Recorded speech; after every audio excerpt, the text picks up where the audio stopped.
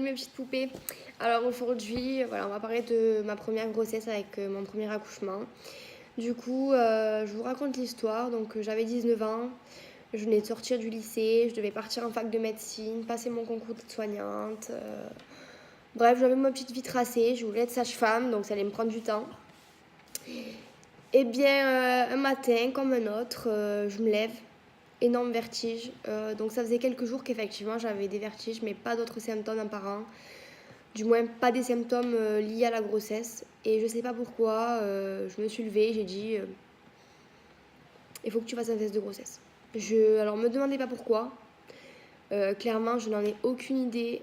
J'avais pas de retard de règles, pas de nausées, rien du tout, juste des vertiges. Je sais pas, peut-être l'instinct, je sais pas. Clairement, c'est un truc que j'arrive pas à expliquer.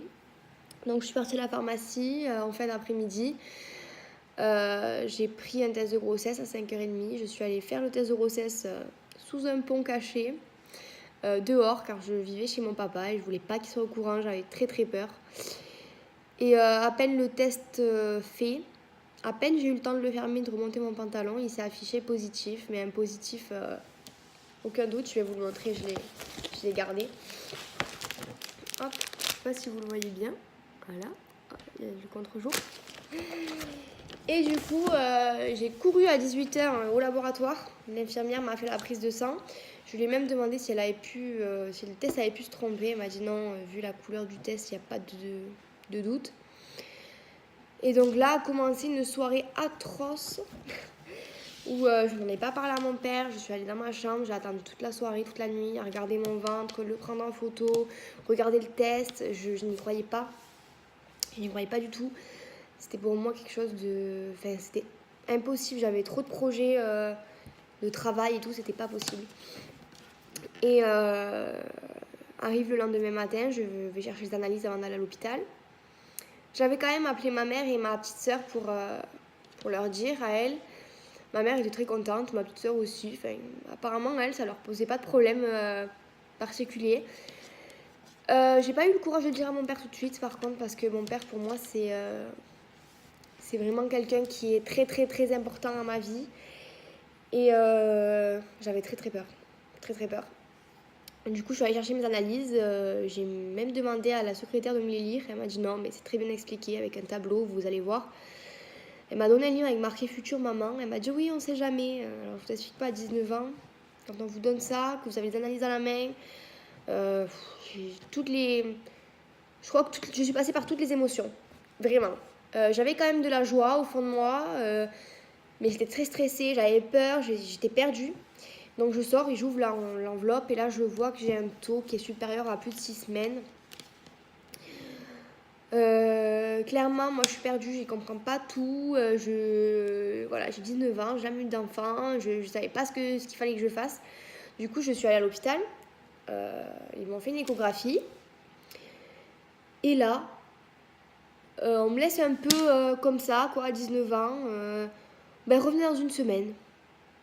Vous êtes enceinte, mais revenez dans une semaine. Bon. La semaine passe, moi je suis un petit peu perdue, je pense beaucoup à ça. Voilà, arrive le vendredi. Le vendredi matin, je passe mon concours d'aide-soignante, donc très stressée. Déjà par le concours, par le fait que je sois enceinte, j'avais peur qu'on le voie. Et par le fait de savoir ce qu'on allait me dire par la suite à l'échographie une fois l'oral passé. L'oral passe, bon, ça se passe très bien. Je pars à l'hôpital. Et là, donc deuxième échographie aux urgences, vu qu'on m'attendait. Et là, on tourne l'écran de l'échographie. Et je vois un bébé. Une tête, un corps, des jambes, des bras, des pieds, des mains, tout ce que vous voulez, quoi, un bébé, un grand bébé. Et la dame me dit, ben voilà, coucou toi. Elle lui dit, ben voilà, ben vous allez être maman. Moi, je la regarde, je dis non, mais attendez, comment ça, je vais être maman enfin, expliquez-moi. Elle me dit, ben oui, ça sera confirmé dans quelques temps, mais c'est une petite fille, vous êtes à 4 mois et demi de grossesse, mademoiselle, vous allez être maman. Alors là, je sors de là, avec donc les échographies de ma fille, perdue, contente, tout mélangé. je savais plus quoi faire. Clairement, je savais plus quoi faire. Il fallait du coup que je l'annonce à mon père, que j'allais voir une sage-femme. Bon, on a essayé un petit peu de me guider, mais à l'hôpital, ils n'ont pas été top. Du coup, j'étais très perdue. Très perdue. Je l'ai annoncé d'abord à mon père, qui l'a très mal pris, qui a eu des boutons partout. Je l'ai annoncé à ma grand-mère, qui l'a aussi très mal pris. Les deux, ils voulaient m'amener faire le tour du monde pour me faire avorter. Et puis, moi, la joie avait pris le dessus, finalement. J'avais peur parce que je suis quelqu'un qui a été battu par sa maman de l'âge de 6 ans à 16 ans. Elle a battu mon père, moi, ma soeur. Et du coup, j'avais très peur de ne pas réussir à être une maman formidable, vu que c'est mon papa qui a eu les deux rôles très longtemps. Donc c'est vrai que voilà, être maman, pour moi, c'était un petit peu un mystère. Mais la joie me prenait le dessus parce que je me suis dit, ma fille, elle est là. Et finalement, celle qui va m'aider, c'est mon remède. Moi, je l'appelle mon petit remède. Elle est arrivée dans une période de ma vie qui était très compliquée. Et finalement, je pense que le destin a bien fait les choses. Voilà. Et donc, j'ai tenu tête à mon père et à ma grand-mère. J'ai dit, mais vous pouvez m'amener où vous voulez. À part partir en vacances, c'est tout ce que je ferai parce que je n'irai pas avorter. Je vais être maman et c'est comme ça. Voilà, c'est la vie. Ma fille, elle n'a rien demandé et surtout pas de s'en aller. Donc voilà, clairement. Donc les rendez-vous se sont enchaînés du coup, puisque forcément, il a fallu rattraper la trisomie 21. Enfin, tout ce que j'avais pas pu faire. Bizarrement, pendant 2 semaines, j'ai eu des nausées. J'ai vomi 2 fois. Et bon, mon ventre a commencé à sortir, les seins douloureux. Forcément, à 19 ans, les copines m'ont lâché. C'était un petit peu une situation bizarre de se retrouver seule avec son bébé. Voilà, on s'est installé, on a commencé à vouloir accueillir cette petite princesse. Voilà, les choses après petit à petit sont rentrées dans l'ordre. J'avais toujours quand même cette crainte par rapport à ma mère et tout ça. J'avais très peur, je savais pas comment ça allait se passer. C'était très compliqué, très compliqué. J'ai quand même pris 17 kilos pour cette grossesse alors que je suis très fine. Donc voilà, je me sentais pas très bien dans ma peau quand même. Ouais, à la fin surtout. Après, j'ai eu une grossesse de rêve. Clairement, j'ai pas eu de problème. Bon, déjà, j'ai eu moins à attendre que quand on a une grossesse entière. Mais oui, j'ai pas eu de problème de santé particulier. Si, j'ai fait des coliques néphrétiques où j'étais hospitalisée, mais sinon, pas de problème de grossesse particulier. Donc, ma petite Elena a bien pris sa place dans mon ventre. Tout allait très bien. Et donc, j'ai accouché à 40 semaines, le jour de mes 40 semaines. Accouchement très long et très difficile. Donc en fait, un matin, je me lève la veille de l'anniversaire de son papa. Il est né le 20 et donc le 21, je me lève, novembre.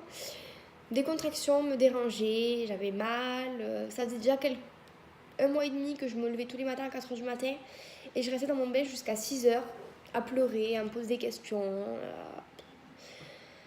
Vraiment, c'était pas facile. Et je lui ai écrit même une lettre où je lui explique tout ça, où je lui explique tous mes ressentis, voilà, tous mes petits bobos de grossesse, qu'elle lira quand je l'espère, quand elle sera grande, quand elle sera capable de le comprendre du moins. Et donc ce matin-là, je me lève des contractions douloureuses dans les reins, mais bon, j'arrive à gérer. Je passe la matinée, je lance ma machine, je range de l'anniversaire surprise de la veille. On mange avec ma petite soeur, dormait chez moi tous les week-ends à cette époque parce qu'on est très fusionnels. Et je dis à Carla, écoute, ça va pas trop, je suis pas bien. On mange et puis je dis, bon, il faudrait commencer à calculer mes contractions parce que là c'est 13 heures et je sens que ça s'arrête pas. Donc il commence à calculer mes contractions. Et elles tombaient toutes les 5 minutes. Vraiment, il n'y en avait pas une à 4, une à 6, c'était 5. Du coup, je vais prendre un bain. Puis ça continue. Je me couche sur mon canapé avec mon peignoir. Et j'attends. Et pareil, 5. Enfin, ça bougeait pas, assez douloureuse, très longue. Ma soeur enlève le linge de la machine à laver. J'avais déteint tout le linge en rose. Donc je vous laisse imaginer la catastrophe. Tout le linge en rose. Donc sublime. Et puis son papa commence à brasser un peu du vent, à s'exciter là, à commencer à prendre les chargeurs, tout ça. Et finalement, on décide d'y aller. Moi, je voulais aller à Babou acheter mes décos de Noël. Enfin, clairement, j'y croyais pas du tout. J'avais fait pendant 1 mois et demi, j'avais fait que du faux travail. Donc, du coup, j'y croyais pas du tout. On m'a quand même forcé à y aller. Ma soeur m'a dit, écoute, tu m'appelles et si c'est bon, mais papa viendra me chercher et on prendra le chien. Sinon, papa viendra me chercher et puis voilà, tu rentreras à la maison. J'ai dit d'accord. Donc, on va à l'hôpital. Moi, je marche. Je râlais, je voulais pas y aller. Voilà, enfin bref. Pour moi, c'était pas le moment. Je voulais aller à Babou acheter mes décos de Noël. Enfin voilà, là, ça me faisait chier, clairement. Je suis désolée, mais voilà. Je voulais pas y aller. Aujourd'hui, c'était pas possible. Et finalement, je monte à l'hôpital et puis là, on me met le monito. On commence à discuter avec moi. Et puis Julien, la sage-femme, il me dit Chanel, quand même, ça y va les contractions J'ai dit ouais. Il me dit je vais t'examiner. Et là il m'examine, il me dit mais tu es ouverte à 2. Il me dit mais tu sais que tu es en travail là, ça là c'est bon, là tu vas rester ici. Ah bon. Alors là je ne réalise pas trop, donc je prends de l'homéopathique, ma sage-femme m'avait prescrit pour le travail. Et les heures passent. Ils m'avaient oublié. Du coup ils reviennent en catastrophe, ils me disent ah pardon on avait des césariennes en urgence. Bon. Effectivement, tu es vraiment au travail, tu arrives à 3, là, qu'est-ce que tu veux faire? Je dis, écoutez, moi je veux marcher, ça va bien, je gère mes contractions, donc je vais marcher. Donc il me débranche le monito. Et puis, je les vois s'exciter tous autour de moi, je sais pas ce qu'ils me font, ils me perfusent, ils mettent le cathéter à tout. Je dis, qu'est-ce qui se passe là? Toutes les informations ne sont pas rentrées en même temps. Je dis, mais là, en fait, je vais pas sortir d'ici tant que j'aurai pas accouché. Ils me disent, exactement, c'est ça. Bon, je pars marcher, je monte les escaliers, je fais le tour de l'hôpital 1 fois, 2 fois, 3e fois. J'appelle ma grand-mère, je dis oui mamie ça va, bon je gère les contractions, c'est cool. Et là, j'entends un gros crack dans les escaliers de l'hôpital. Je dis bon mamie je vais te laisser. Je raccroche, au moment où je raccroche, j'ai toute ma poche des os qui se fissure sur moi. Et là, je commence à avoir des contractions toutes les 2 minutes. Une douleur, mais qui s'est augmentée, mais d'une force inimaginable. Je suis coincée dans les couloirs, je n'arrive plus à marcher. Je me roule presque par terre. Donc vite, les infirmières arrivent avec un fauteuil roulant, on m'emmène en salle. Et en salle, on m'ausculte et pendant qu'ils m'auscultent, Julien me dit...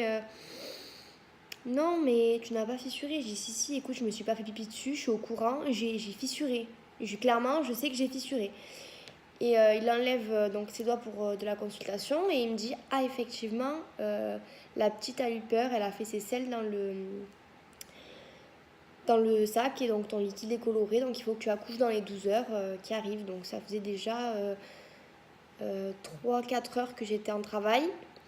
Ils me mettent du Nubain parce que j'avais très très mal, chose que je vous déconseille clairement parce que j'ai souffert avec le Nubain, j'étais complètement défoncée, je n'ai rien suivi, je croyais qu'il faisait soleil à 9h du soir, enfin c'était atroce. Ce soir-là en plus on a été 6 à accoucher, il n'y avait que 4 salles d'accouchement, c'était très compliqué. Certaines mamans ont dû être transférées, moi j'ai eu de la chance, non, parce que comme le bébé, il y avait risque d'infection avec ses selles, j'ai pas été transférée. Donc là, je vais vous dire une bêtise, vers, je sais pas, peut-être 10h ou 11h du soir, j'avais plus la notion du temps, donc je sais pas vous dire. Je me mets à hurler d'une douleur, mais moi je m'entendais pas en fait avec le Nubain, j'étais vraiment ailleurs. Je vois 3 sages-femmes arriver, qu'est-ce qui se passe? Donc là, on me dit on va vous placer la péridurale vu que vous avez mal. Je dis merci. Et on me place la péridurale et là, rien ne fonctionne. Rien ne fonctionne. On me met 5 doses de péridurale. Je hurle, j'ai mal, ça ne marche pas. La petite a le rythme cardiaque qui ralentit. Du coup, on me fait un lactéoscalpel, ça s'appelle. Du coup, on va prendre un peu de sang à la tête de bébé. En lui scalpant un peu pour voir s'il est en souffrance fétale. 2 fois on lui a fait, elle était à 2,75, il fallait être à 3 pour passer en césarienne d'urgence. Moi je hurlais ouvrez-moi le ventre, je n'en peux plus, enfin je souffrais mais la mort. Je suis restée 2 heures à dilatation complète, donc à 1 h du matin j'étais à complète. La piscine ne descendait pas, elle voulait pas s'engager, du coup moi je souffrais, on me mettait le masque hilarant, j'ai vomi. J'avais une contraction toutes les 1 minute, donc j'avais pas le temps de respirer, qu'il fallait déjà que j'en ai une autre. Ça a été, j'ai mis 12 heures pour accoucher. Entre le début du travail et la délivrance, clairement, c'était les 12 heures les plus longues de toute ma vie. Horrible. Clairement, ça a été horrible pour moi.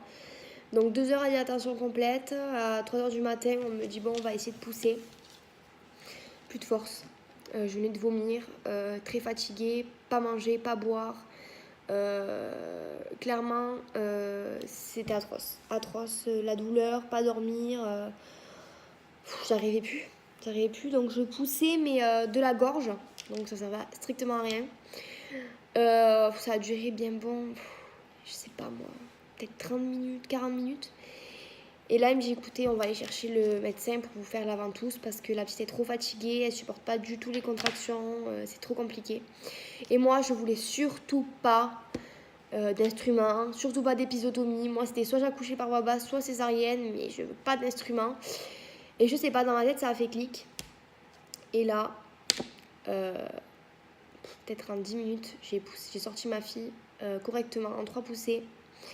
Moi qui suis asthmatique, ils avaient peur que j'arrive pas à pousser longtemps, j'ai retenu mon souffle comme un chef. Et elle est sortie enfin à 3h54 du matin le 22 novembre 2015. Elle avait le cordon autour du cou et du bras, c'est ce qui l'empêchait. Le cordon autour du cou et du bras, c'est ce qui l'empêchait en fait de descendre dans le bassin. Dès que les contractions poussaient, ça l'étranglait, c'est ce qui lui faisait ralentir son cœur. Donc quand Danae était toute noire, elle respirait pas, donc il l'a ramené de suite l'aspirer. Moi, j'ai pas trop réalisé parce que j'avais tellement souffert et tout ça que la fatigue et tout, je crois que j'ai pas réalisé que de suite il l'a amené. Je me suis jetée dans le lit, j'ai fait ah. Et puis 5 secondes après, je l'ai entendu crier, ils me l'ont ramené. Et voilà, c'était un beau petit bébé de 3,360 kg pour 48 cm et demi. Voilà, c'était donc un accouchement atroce que j'ai vite oublié. Ma petite princesse était sur moi. Voilà, j'étais devenue maman à 20 ans parce que du coup j'avais passé mon anniversaire entre temps. Elena était avec près de moi et j'ai su que là, voilà, que là ma vie de maman commençait, que je ne serais plus jamais seule et qu'il fallait que je prenne mes responsabilités. Et puis du coup, maintenant, elle a 3 ans et c'est mon vrai petit bonheur au quotidien. Je vois plus ma vie sans elle, en fait. Clairement, ouais. En plus, pendant ma grossesse, j'ai appris que ma tati, avec qui j'étais très, très, très proche, avait un cancer au cerveau, ardent. Et elle est décédée 3 mois après la naissance de ma fille. Et du coup, je sais que si ma fille est née et si le destin a fait qu'elle s'est cachée pendant longtemps, c'était pour justement pas que je fasse la bêtise d'avorter et que j'écoute mon cœur et qu'elle m'aiderait à surmonter donc tout mon passé et qu'elle m'aiderait à surmonter le décès de ma tati qui est très importante pour moi. Et ouais, et du coup, je pense que vraiment rien n'arrive par hasard. Et si elle s'est cachée, c'est parce qu'elle savait que voilà, qu'elle devait rentrer dans ma vie.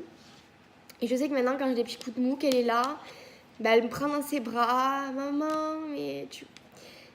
Elle est tellement merveilleuse que ouais, je regrette pas du tout de l'avoir à mes côtés. Et ouais, mais si c'était à refaire, je referai. Et surtout, je veux vous dire, les filles, il faut toujours écouter son cœur parce que les gens, ils essayent de se mettre à votre place. Ils essayent de vous conseiller, mais ils savent pas. À l'intérieur de vous, ils savent pas. Et heureusement que j'ai pas écouté mon père et ma grand-mère parce qu'au final, ils sont gaga de ma fille, il n'y a plus un pouvoir. D'ailleurs, ma fille porte un amour à son grand-père exceptionnel. Et puis mon père a eu un cancer aussi quelques temps avant qu'elle n'apparaisse. Il est guéri, heureusement. Mais c'est des choses qu'au moins, je me suis dit, s'il était parti, eh ben, il aurait eu une petite fille au moins. Et voilà. Donc voilà, c'était la petite séquence émotion. J'espère que du coup, vous en savez un peu plus sur moi. Donc prochaine vidéo peut-être pas cette semaine, je sais pas. Je vais essayer de vous la tourner peut-être fin de semaine et vous la mettre semaine prochaine. Je sais pas, je vais voir, je vais essayer de peut-être sortir 2 vidéos par semaine. Je sais pas trop comment je vais m'organiser. Soit je vous la sors cette semaine, soit je vous la tourne cette semaine et je vous la sors la semaine prochaine. En tout cas, ça sera du coup ma rencontre avec Chéri ou peut-être mes tatouages. J'hésite encore entre les deux. Je vais peut-être faire mes tatouages comme ça pour couper un peu. Je vous demanderai sur les réseaux et vous me direz. En tout cas, je voulais vous remercier parce que la première vidéo, elle a eu 92 vues, je crois, en 3 jours. Du coup, je m'attendais pas à ça. Donc, c'est pas énorme, hein. Je fais pas des millions de vues comme les autres. Mais du coup, pour une première vidéo, je trouve que c'est cool. Vous êtes de plus en plus à me suivre sur Snap aussi. Donc, c'est cool. Franchement, je suis contente. J'espère que ça vous plaît. N'hésitez pas, je prends tous vos conseils encore une fois. Et merci, voilà. Bisous!